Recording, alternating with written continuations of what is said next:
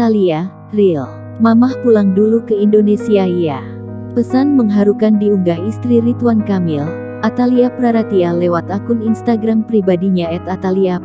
Pesan itu diunggah bersama foto yang memperlihatkan Atalia, Ridwan Kamil, dan anak perempuannya Zara sedang duduk bersimpuh di tepian Sungai Are, Bern, Swiss.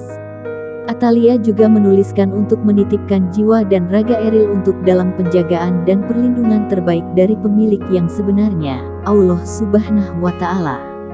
Tulisan Atalia syarat dengan sikap keikhlasan menyikapi hilangnya anak pertama, Emeril Khan Mumtaz Eril, yang terseret arus saat berenang di Sungai Are, Bern, Swiss, Kamis tanggal 26 Mei tahun 2022. Untuk diketahui, sudah lebih dari sepekan Eril dinyatakan hilang. Upaya pencarian yang dilakukan otoritas Swiss pun sejauh ini belum membuahkan hasil. Atalia ikhlas melepaskan Eril di Sungai Are yang luar biasa indah dan cantik. Atalia berharap bisa bertemu kembali dengan Eril anaknya cepat atau lambat. Tak hanya itu, ia akan mengirimkan doa terbaik dalam setiap helaan nafas.